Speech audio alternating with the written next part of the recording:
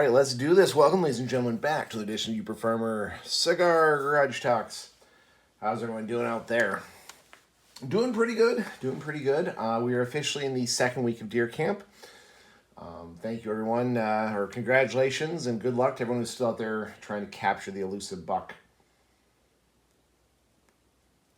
That also means that coming up here this Thursday is Thanksgiving. Happy Thanksgiving, everyone. Hopefully you get to celebrate with friends and family, but don't forget that just because the big brother tells you to celebrate being thankful for family and having a big meal doesn't mean you can't do it more often. Our exchange even mentioned that we seem to have a lot of Thanksgiving dinners because we like to do the big Sunday traditional dinners. A lot of fun. But anyway, let's get, what are we smoking, what are we drinking? All right, back to the channel, folks. Gurkhas used to be my favorite cigars for quite a while, actually. I used to love getting Gurkhas. It was kind of my go-to. This is the Gurkha Seduction. And then suddenly their quality kind of got a little goofy. And then there was a bunch of controversies with their CEO. And I did a whole video on that, actually, about how he got fired. I didn't agree with it on what they did and what they said.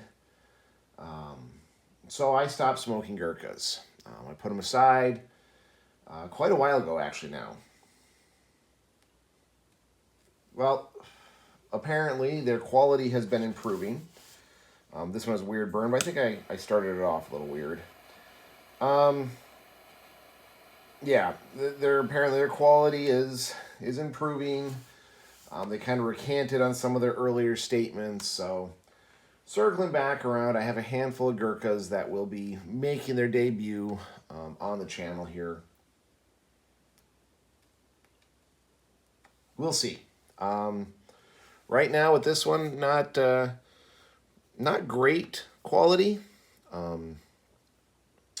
Not bad though. I mean, it's. I'm gonna smoke it. It's good. For the beer tonight, By George. Brewing Company. What is that? Made in By George Brewing Company. Oh, interesting. That's the name of the brewing company in Munising, Michigan. That explains a lot because I was kind of curious as to. I thought the Source was a discounted beer. The Big Cups. Chocolate peanut butter porter stout. Okay. I'm not really sure what to make of this one.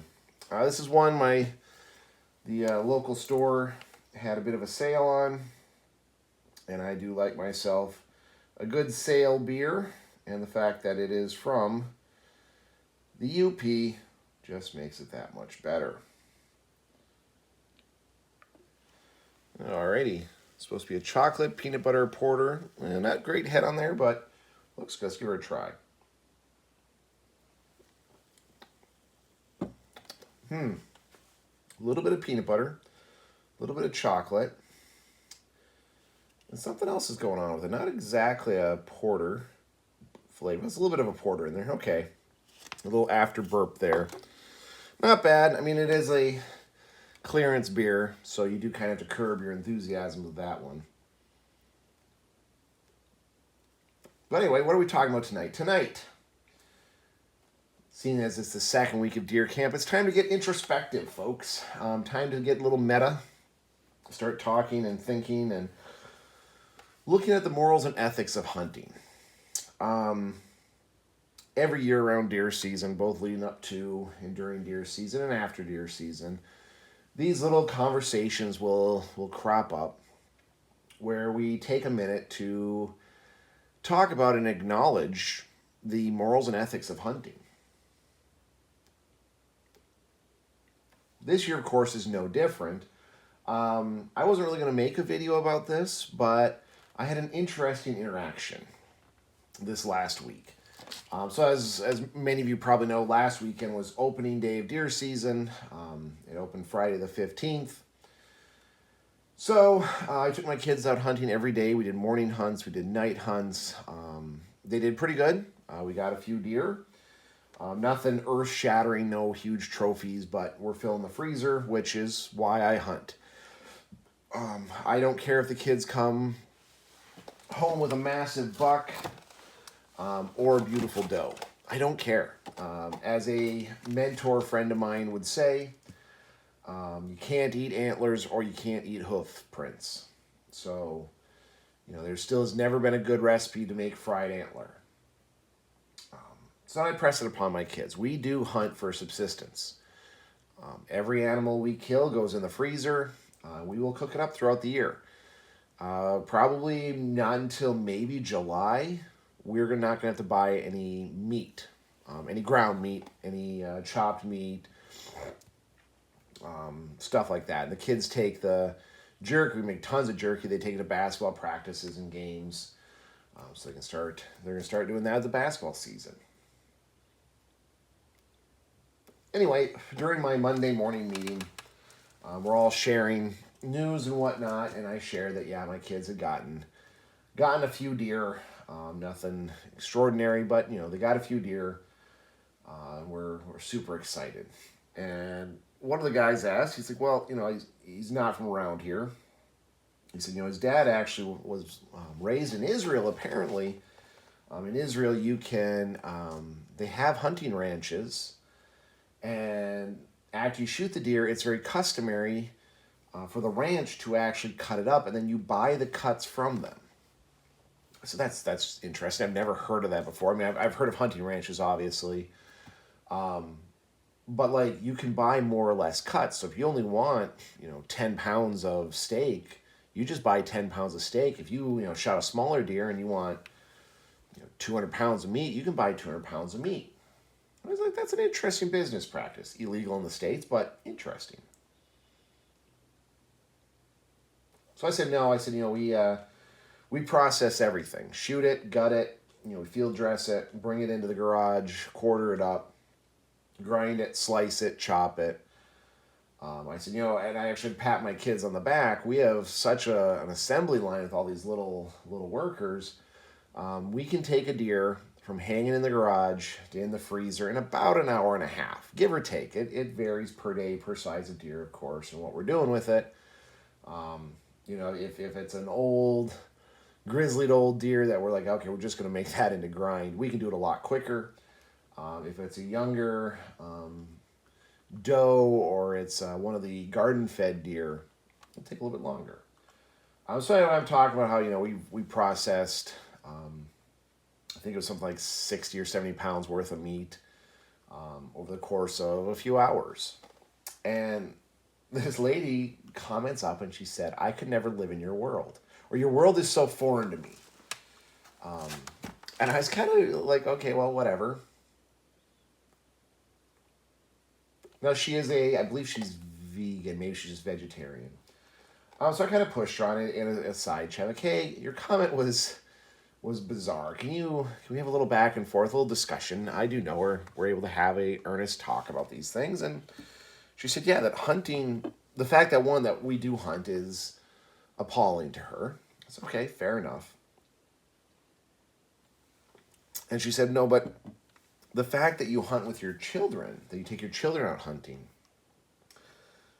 that idea is so foreign to her that my kids will actually go out hunting. And it was brought up in conversation that my youngest child who goes hunting was 10 years old.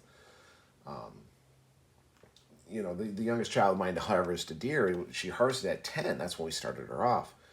And it was just astonished. Like, she could not believe that a 10-year-old would have the mental capacity and the maturity and the ability to harvest a living animal. So we got talking about, the ethics of hunting, the morals of hunting, why I hunt, why she doesn't hunt, her feelings on the matter, my feelings on the matter.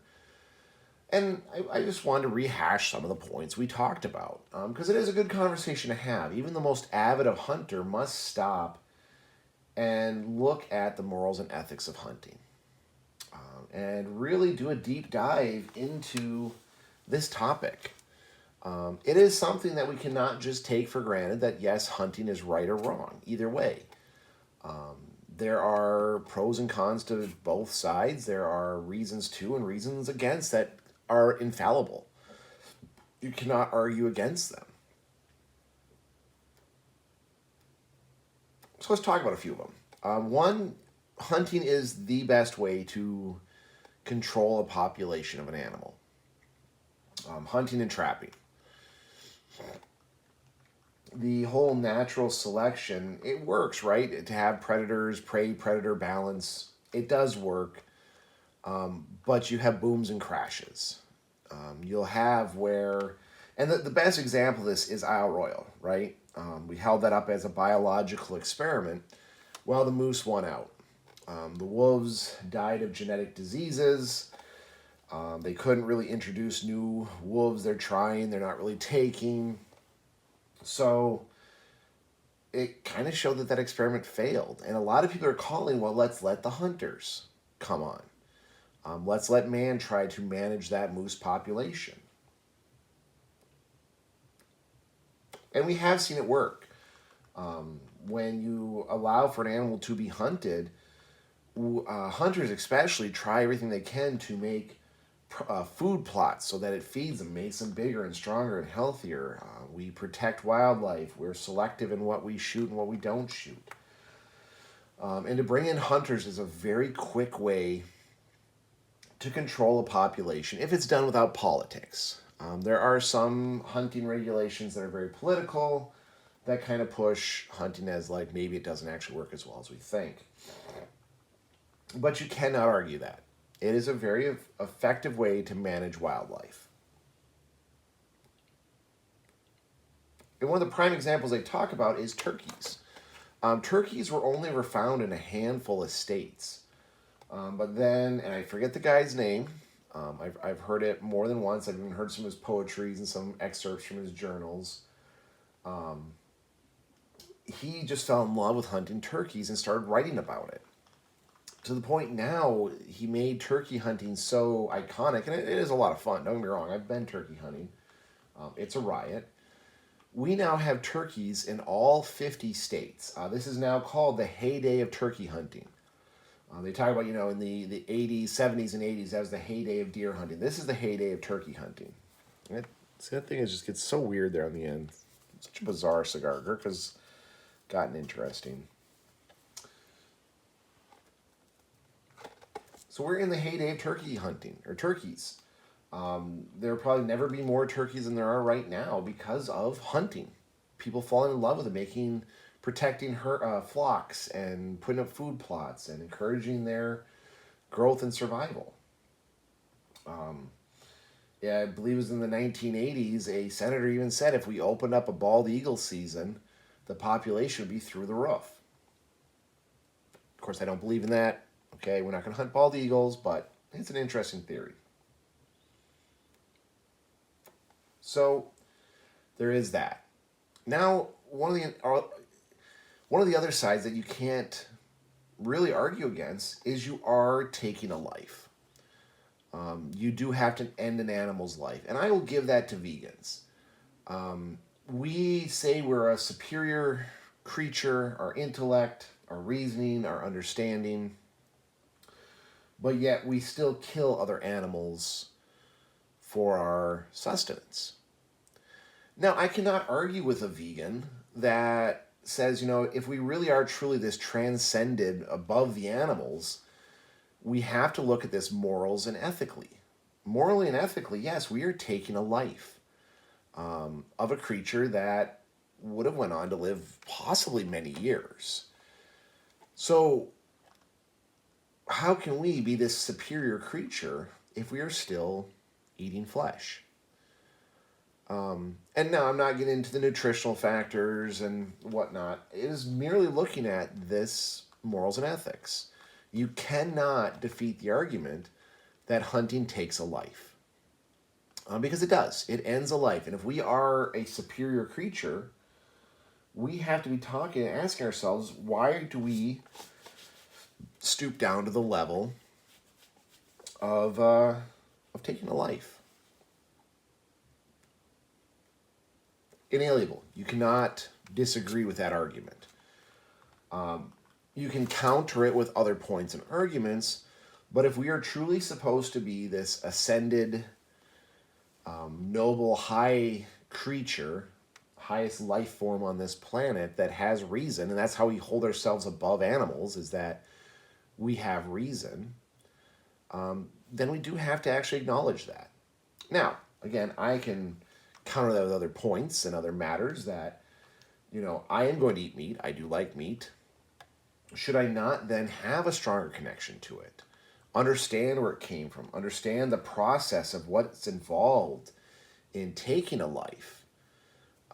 For me, it's cherished. Whenever I eat venison, very, very little, if any, goes to waste. We never throw out, there's only like a half cup of a taco, venison taco mix. We don't throw that out. No, that's cherished meat right there. I know we'll sometimes share our harvest with friends and family. And especially if they live up here, if they've ever been hunting, I mean, that's a cherished gift. That's worth more than giving someone $30 or buying them McDonald's or something. Like, they know that meat was not just something that we bought at a store. It was pursued. It was processed by ourselves. It was blood, sweat, and tears went into getting that piece of meat. So again, although we are in ascended, it's supposed to be better than animals. I do still like meat. Okay. I believe religiously that we've been given domain over the animals to survive. And part of that is being able to eat their flesh. So, an inalienable truth is someone who hunts knows that animal. They are going to have such respect for that animal.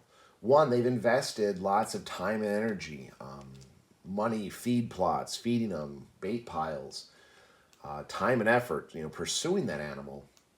That when they take it, really is a cherished gift. It's amazing. I will never look at a McDonald's hamburger that way. But if I put some venison spaghetti together, my goodness, the thought of the hunt, of that animal that I or my children took its life to sustain our lives, to give us food, to give us nutrients, to give us nourishment. That thought comes to your mind. I have more respect for that animal sitting in front of me that I took than I'll ever have for something I buy at a supermarket or buy at a grocery store at a fast food joint. And this doesn't just apply to meat. This applies to when we harvest our own vegetables. Once a year, we will do a complete harvest dinner where everything, or as much as we can. Now, some of the stuff, like we don't grow our own wheat. I want to. We're not there yet. Knowing what we did to get that tomato, to get that potato. We know what fertilizer we used. We know how much it was watered, the soil was cared for, the work it took to weed the garden and keep pests out and control loss. Although it will taste the same, like I can definitely tell you, if you had two potatoes, one from my garden, one from the store, I'm pretty sure I could not tell you. That's one of those weird potatoes we grow, then yeah, I could probably tell that was ours. But we grew russets this year. You put two russet potatoes, one's from my garden, one's from the store, you cook them up the same. I'm not going to know which one's which, of course not. But when I do know it's mine, I understand the difficulty and struggle. I appreciate it more. Hunting gives you that. It gives you that thought of, I know what went into this. I appreciate it more. You choose slower. You think about that hard work and effort that you put in. You don't get that from just buying a potato from the store. I can't tell you how many times we bought produce from the store and it goes bad. I can tell you that anything we harvested from our garden, it does not go bad. It doesn't sit around and rot. We are cooking it, we are preserving it, we're canning it, we're baking it, we're drying it, we're dehydrating or freeze drying it. That stuff will be preserved. But if I buy a sack of potatoes from the store for $2.99 and they rot. Well, that only cost me, what, a few minutes of work to buy that bag of potatoes. I'd have to work out the math, of course. But yeah, it cost me minutes of work to pay for that. Now you're talking about the time and effort that I put in to grow that potato. Man, that's hours of work that I didn't get paid for. I didn't know if I was going to even get produce. Same with hunting. I'll spend hours out in the woods. And this brings me to my next point. This one was kind of brought up to me by an epidemiologist, numbers cruncher, very intelligent guy. We were sitting down. This is before deer season. This was a month or so ago. We're sitting down talking. And I made a comment. I said, I can't wait to get some free meat in my freezer. Deer season's coming up. Got to fill the freezer. And he stopped and he's like, well, okay. And he asked me some questions about hunting. I answered him. Nothing too, if he was for or against it. He's like, well, that meat's not free, right? I was like, well, okay, fine. It's not exactly free. I've got to pay for the bullet. Yes, we do use corn to bring them in, so I pay for a few bags of corn during the season. Sure, I had to buy the gun and the grinder and the knives and we buy the meat bags to the official meat bags to put our meat in. And there's the seasoning and whatnot, but I still think I come out ahead. And he said, well, no, you don't. I said, okay, well, I'm willing to hear you out. And he was kind of interested. He said, well, let's first off not look at the quality of the meat. Because he's like, I will acknowledge you've talked about how venison is such a high quality meat. And it is. There's no getting around that. I said, well, that's true. Okay, fine. What are you getting at? He said, well, let's just look at purely, you're doing this to feed your family. Is hunting the most efficient, cost-effective way to feed your family? So, okay, so we're just going to take the fact that venison is a much higher grade of meat off the table. Not going to factor that in. All right. And he says, we're not going to factor in like enjoyment you have for being in nature, sharing knowledge and skills with your son. Take that all off the table. Okay, that's fair enough. I think I know where you're going with this. He said, how much meat did you harvest last year? I said, oh, boys, I'm guessing we harvested at least 100 pounds of deer last year. In the freezer, packaged, off the bone, jerky, grind, 100 pounds. So, okay. He said, well, how many hours would you imagine that you spent hunting for that? I said, ooh, that's a tricky question. Well, hunts are usually 3 hours long. We do them, 3 to 5 days a week, for about 10 weeks. Because we monopolize on a bunch of different hunting seasons. He said, okay, so you average, let's say, 12 hours a week for 10 weeks. So that's, 120 hours you spent to get, 100 pounds of meat. So that's fair. He said, okay, well, even just looking at the hourly, if you would have gotten a part-time job that paid you, let's just say $10 an hour, you would have had $1,200. How much meat could you buy with $1,200? Interesting. I've never had anyone come at me that way. That, yeah, I spent the equivalent of $1,200. Now, granted, I can get paid a little bit more than minimum wage, but he said, you're just working a minimum wage at McDonald's making $10 an hour. Well, $1,200. Let's say we buy the most bougie of bougie, top sirloin at $6 a pound. 200 pounds worth of meat I could have bought for my family. Granted, if I'm buying in bulk, I could have got it for about $2.50 a pound. But just to keep the numbers interesting, I could have easily gotten 200 pounds of meat had I just gotten a part-time job for these 10 weeks. So I'm at a deficit of 100 pounds of meat for my effort. So I'll give that. Morally and ethically, it's very hard for many of us to say that we're doing this to save on groceries, right? Subsistence hunting. We do this because we do it to survive. Well, depending on how many hours you put in it, no.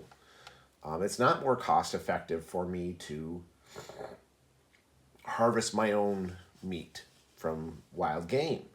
I'm 100 pounds lean of what I could be if I just got another part time job and did a part time job instead of hunting. All right, I will give you that argument against it. No, it's not the most efficient use of my time. But I then countered to him, and he did agree. He recanted that one, it is much better meat. I don't care, ground venison versus ground beef. Your most bestest, greatest, top sirloin USDA Angus beef pales in comparison to the nutritional value and health value of venison. The meat is more pure. It is, wild fed.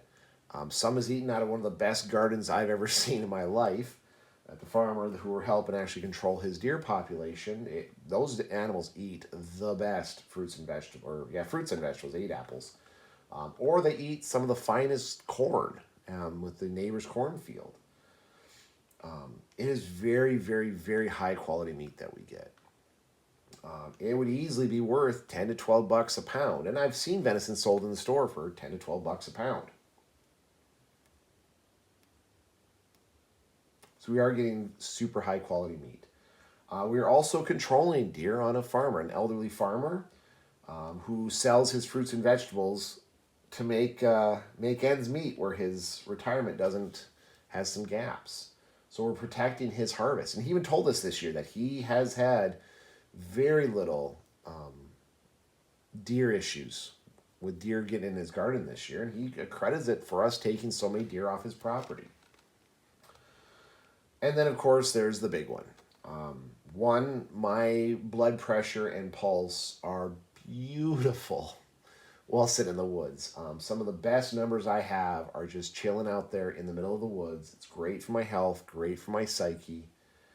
And then you throw in that I'm giving my children this wonderful opportunity to learn about their heritage. They're Native American. So they learn about how their forefathers, what they had to do to survive. They learn about their UP heritage. Being a Youper, hunting culture is so, so big. It's huge up here, hunting culture. Schools and even businesses will give their employees the day off on opening day to go harvest deer. It's what everyone talks about. Even people who are anti-hunting, they still acknowledge that, it's so ingrained in our culture. And I'm teaching my kids a skill that will help them for a lifetime to come. They're learning how to, if all else fails, if they lose their job, they lose their home, they just need to survive, they just need meat. They know how to go out, harvest an animal, how to process it, and how to cook it.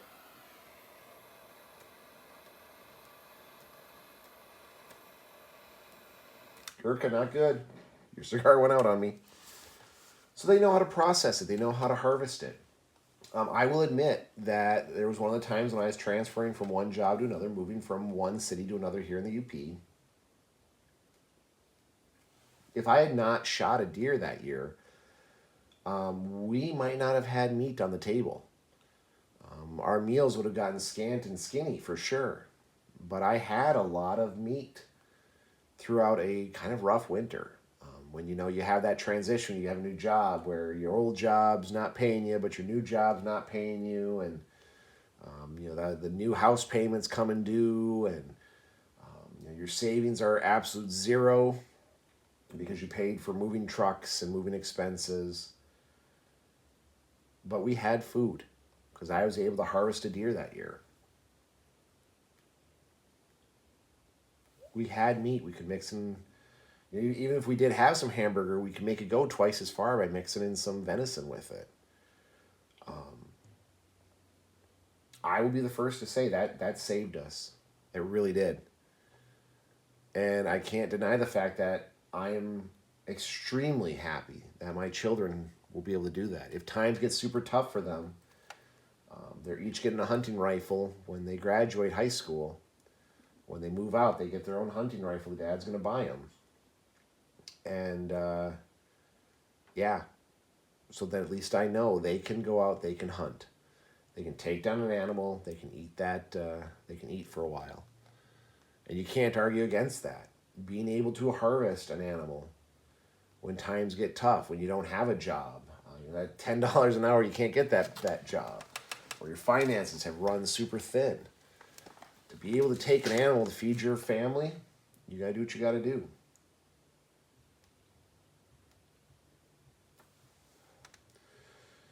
So what other morals and ethics questions are there about hunting? Maybe I'll do a part 2 if people like comment, or I'm going to ask some people, post this on Facebook and on the YouTubes. What are some other morals and ethics? Like I said, there are great points in both directions. There are some I can't argue with against hunting. Yeah, that's a good point. There's a lot that I can, of course.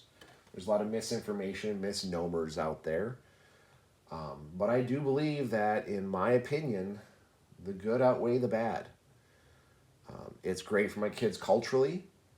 It's great for, I believe, we do save a bunch of money on our food bill. It's great for my health. It's great for my mental well-being to go hunting. High quality meat. We're controlling a deer population and helping an elderly gentleman be able to live off what he makes from his farm, from his garden. That's why I keep hunting. It is something that it is dying out. I'm glad that I can teach my children. I hope to be able to foster this in my grandchildren. And really keep this tradition going, because I believe hunting is a necessity. It's something we need to do both to connect with our food, connect with our heritage, have a reality check, and be able, when times get truly tough, to still be able to take care of ourselves. Because I don't know if you watch the news, but with a lot of these disasters, help's not coming. Save yourself. And because of that, I'm going to keep hunting. Because of that, I'm going to keep teaching my kids how to hunt. Not going to force them, but so far they've all enjoyed it. They all like doing it. If one of them says they don't want to do it, all right, I understand that. But you're still going to learn. You just don't have to go use that skill. Anyway, folks, like I said, I'm going to go finish my Gurkha cigar. Not impressed, Gurkha. I got a couple others to try, though. Maybe the other ones will be better. But, folks, yeah, think about it. Pros and cons. Be serious with yourself. What arguments against hunting do you agree with? What arguments for hunting do you agree with? They're not all good. They're not all bad. They're not all right. They're not all wrong. End of the day, I'm going back out hunting this week. And once this season's done with, I'll be itching to go back hunting next year. Anyway, folks, if you do go out in the woods or if you don't go out in the woods, stay safe out there. See you on the next one.